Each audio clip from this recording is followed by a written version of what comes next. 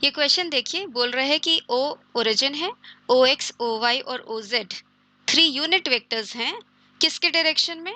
Q R, R P और P Q respectively of the triangle. तो पहले तो हम ट्राइंगल ड्रॉ कर लें, पी क्यू आर हमारा ट्राइंगल है यहाँ पर, और फिर देखते हैं वो क्या बोल रहे हैं। P Q are is my triangle.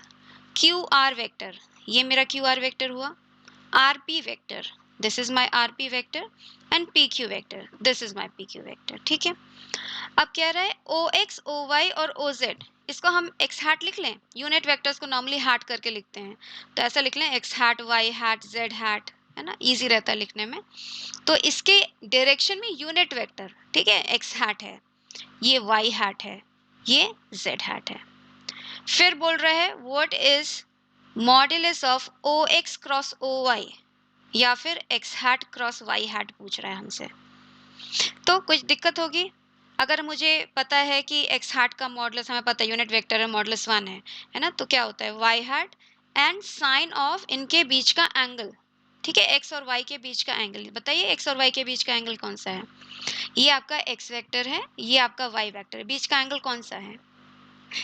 ये नहीं है, ओके, ये है, क्योंकि ये आपका वेक्टर है ना, डायरेक्शन देखिए, ये आपका वेक्टर एक्स वेक्टर है, ये आपका वेक्टर वाई वेक्टर। ये जो एंगल है, अगर मान लीजिए उसको अल्फा बोला मैंने, तो ये हो गया आपके पास। ओके, अब ये आपको पता है 1 है, ये आपको पता है 1 है, और अल्फा बताइए पी क्यू के टर्म्स में, ये आपका पी है, ये आपका क्यू है, पी प्लस क्यू है ना, निकाल लीजिए। तो ये 180 माइनस पी प्लस क्यू है, और alpha is 180 minus p plus Q.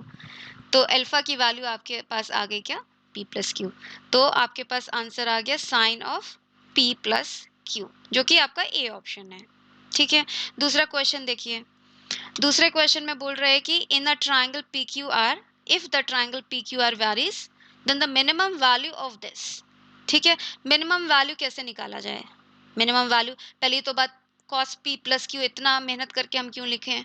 हम पी प्लस क्यू को लिख देते हैं पाई माइनस आर, है ना, या फिर दूसरे वाले को लिख देते हैं पाई माइनस पी, और तीसरे वाले को समझ गए ना, पाई माइनस क्यू। और cosine of pi minus theta क्या होता है? माइनस कॉस थीटा, तो माइनस बाहर ले लेते हैं। बेसिकली ये cos r plus cos p plus cos q हो गया। किसी भी ट्राइंगल में बेसिकली उनके एंगल्स का सम। ठीक है, और ये आपने अगर ट्रिग्नोमेट्री में किया हो कभी, ट्रिग्नोमेट्री और अलजेब्रा का थोड़ा सा यूज करके हम प्रूफ करते हैं कि अगर आपका ट्राइंगल है तो cos p plus cos q plus cos r is always less than और इक्वल टू 3/2। इसकी मैक्सिमम वैल्यू 3/2 है, और मैक्सिमम वैल्यू तब अटेन होती है जब आपका इक्विलैटरल ट्राइंगल है, मतलब p q r तीनों इक्वल हैं और 60 डिग्री हैं। तो हम यहाँ पे प्रूव नहीं कर रहे, इसको ले लेते हैं कि हमें पता है ये चीज।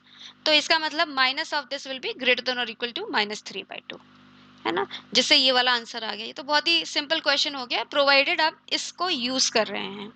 ठीक है, चलिए नेक्स्ट क्वेश्चन देखिए।